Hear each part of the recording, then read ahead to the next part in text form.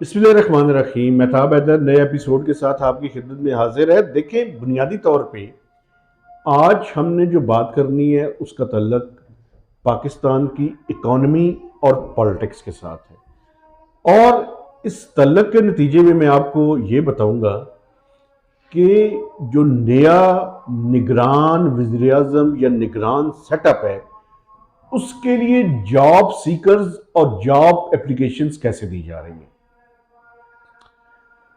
वो job applications in writing में किसी को भिजवाई नहीं जा रही, बल्कि ये जॉब एप्लीकेशंस पाकिस्तान की मिलिट्री इस्टेब्लिशमेंट को दी जा रही है। उनका तरीकेकार क्या है? बड़ा इंटरेस्टिंग तरीकेकार है। वो मैं अपने देखने वालों के सामने उसकी बुनियाद उनको दिखाना चाहता हूं। एक है नैब। नैब ये वो वाला नैब नहीं है जो करप्शन की इन्वेस्टिगेशन करता है। ये वो नैब है जिसको मैं कहता हूं न्यूज़पेपर आर्टिकल ब्रिगेड।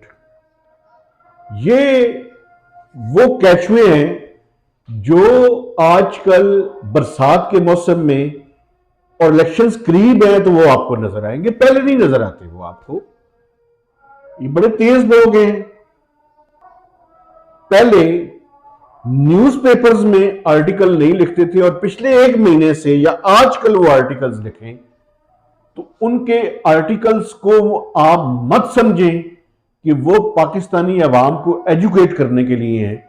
वो पाकिस्तान की मिलिट्री इस्टेब्लिशमेंट को अपनी नौकरी के लिए दरख्वास्त दे रहे हैं। और नौकरी का मकसद क्या है मैं बताऊं आपको। ये जो लोग हैं इनको नौकरी की जरूरत नहीं है। ये बेसिकली अपने सीवी को इंप्रूव करते हैं, क्योंकि कल कला को इनके सीवी में ये भी आ जाएगा किसी मल्टीलैटरल इदारे में वापस जाना हो तो ये आ जाएगा कि उन्होंने पाकिस्तान के अंदर निगरान वज़ीर आज़म के तौर पे या निगरान फाइनेंस मिनिस्टर के तौर पे अपनी खिदमात अंजाम दी है। तो खिदमात के नतीजे में जो आगे आने वाली नौकरी है वो बेहतर हो जाएगी। तो ये न्यूज़पेपर आर्टिकल ब्रिगेड पे आपने नजर रखनी है। नैब, ये नैब में अंदर आप लोगों को देखेंगे कि पिछले चंद हफ्तों में और आइंदा आने वाले चंद दिनों में जब तक ये निगरान सेटअप के सारे लोगों के नाम फाइनल नहीं होते, इन लोगों के आर्टिकल्स अंग्रेजी के मुख्तलिफ अखबारात में आप देखेंगे। चूंकि पाकिस्तान की, मैं खुद इंग्लिश अखबार में काम करता हूं, पाकिस्तान की इलीट उर्दू अखबार नहीं पढ़ती, ये अवाम पढ़ते हैं, ये अंग्रेजी के अखबार पढ़ते हैं सिर्फ। तो इनका टारगेट ऑडियंस, ये जॉब सीकर्स का टारगेट ऑडियंस चूंकि वो वही पढ़ता है, तो उन्होंने वो आर्टिकल्स लिखकर और पाकिस्तान की इकॉनमी के ऊपर लिखकर इन्होंने बताना है कि ये कितने बड़े तुरम खान हैं और इनके पास पाकिस्तान की इकॉनमी के मसाइल का सारा हल मौजूद है। इसलिए इन न्यूज़पेपर आर्टिकल ब्रिगेड वालों पे आपने नजर रखनी है। मेरा जाती ख्याल ये है कि पाकिस्तान में आप निगरान वज़ीर आज़म किसी ऐसे बंदे को बनाएं जिसको इकॉनमी का भी पता हो और पाकिस्तान की पॉलिटिक्स का भी पता हो, ताकि वो बेहतर अंदाज में ये जिम्मेदारी अंजाम दे सके। क्योंकि दो चैलेंज है।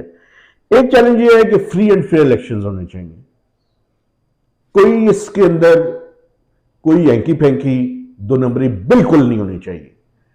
और दूसरी, आईएमएफ का प्रोग्राम है, ये नहीं चल सकेगा उस टाइम तक जब तक एक ऐसा प्राइम मिनिस्टर ना हो जिसको इकोनॉमी की चीजों का पता हो। तो ये जो टेक्नोक्रेट्स कम इकोनॉमिस्ट सिर्फ हैं, वो पॉलिटिकल जो डायमेंशंस हैं उन पे इतना अबूर नहीं रखते।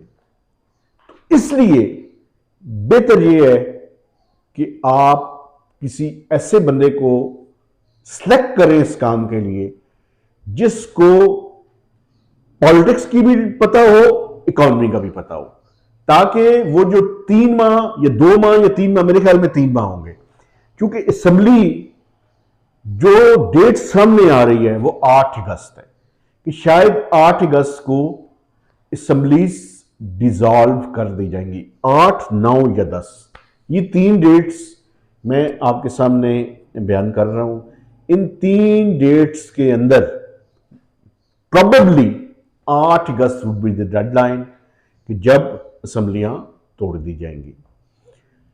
तो इसलिए ये जो न्यूज़पेपर आर्टिकल ब्रिगेड है,